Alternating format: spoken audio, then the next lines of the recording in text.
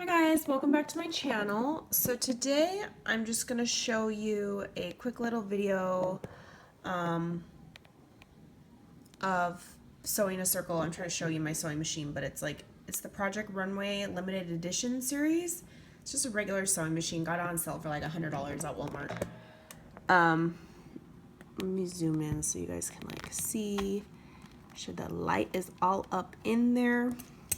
Okay, so when I was sewing, so I still can't really sew a straight line. I don't know, it's like a lot harder than it looks or you think it would be. But this little, like, this is called the foot.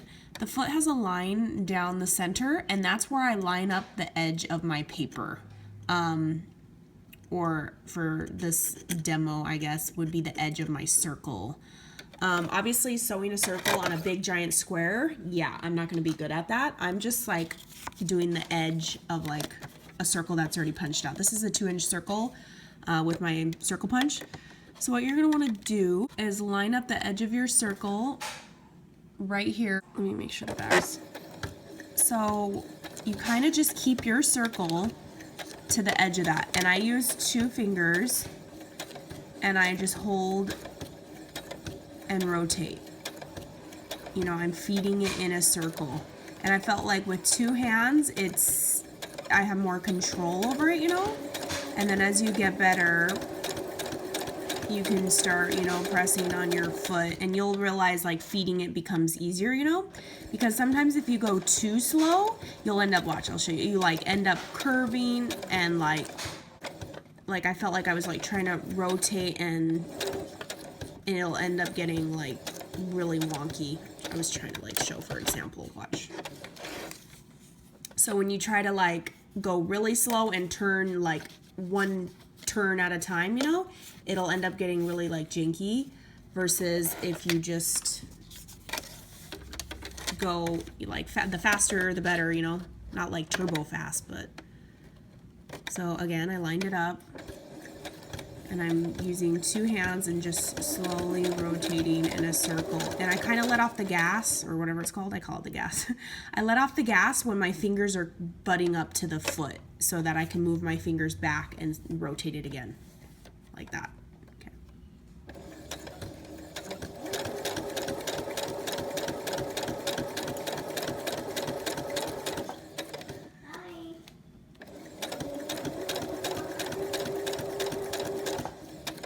And know when that you let off the foot, it still does a stitch after you let off the gas. Like I always have to remember that. Sometimes it'll keep going straight and I'm like, shoot, I didn't curve the paper. So then the back stitch, which on my machine is this button right here. I don't have to push the pedal. I just push this, but make sure you're rotating your paper now clockwise. I just do it like once or twice. I'm not trying to get all crazy because I know, you know, that's more room for error. So it's not like perfect. Circle. Okay, sorry my camera is like all zoomed in like crazy.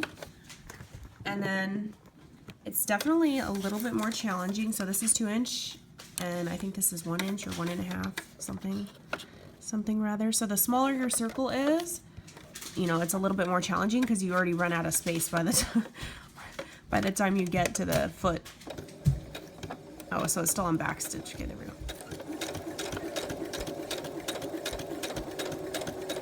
So because your fingers are bigger, and I've learned to steer the paper with 1 finger now, kind of just hold this one down so it's not all everywhere, but lightly, you know, turning.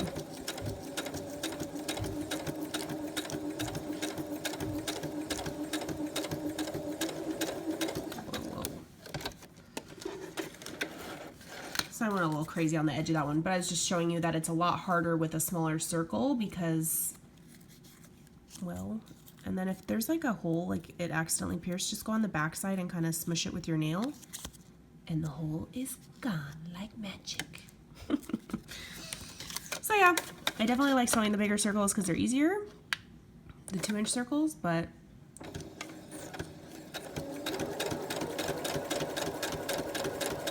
feeding and lining up on the edge.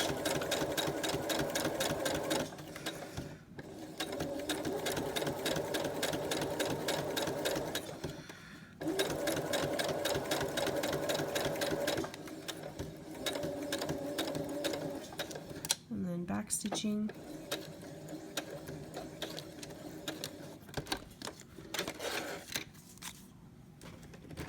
And then when you backstitch versus if you just keep sewing, cut these pieces off. I just cut off everything. I don't even know if it's gonna unravel or not. I just cut it anyway. Look at this piece, ugly, cut it. If you don't backstitch, that it starts becoming like it'll just start undoing itself because there's no knot, there's no nothing. So the string, you can pull on the string and it starts unraveling itself versus a backstitch just goes over the threading and keeps it from doing just that. So yeah, I hope that helps. And then with sewing a like a straight line, I do the same method. I try to do that foot if I'm doing like a border straight line, or if you're doing it in the middle of your paper, you use all these, you know, measurements over here. But watch, like I can never keep, watch, I'll try to do it right here. It's hard, like I feel like the paper's all wonky and it just starts sucking it in everywhere and I have no control. I mean, I've gotten better with time. I learned how to sew on fabric first, so I guess that's pretty straight. I am getting better, I feel like it. But I learned how to sew on self-taught, so I don't know the names of all these parts, but fabric first. So yeah.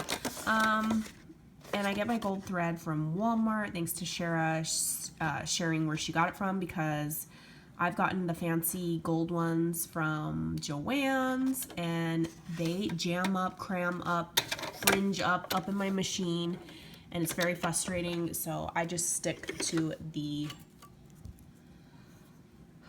metallic decorative sewing, yeah, from Walmart. It's like $2.99, I think, or something, and this has lasted me like a long time, and it's going to last a long time. All right, bye guys, catch you on the next video.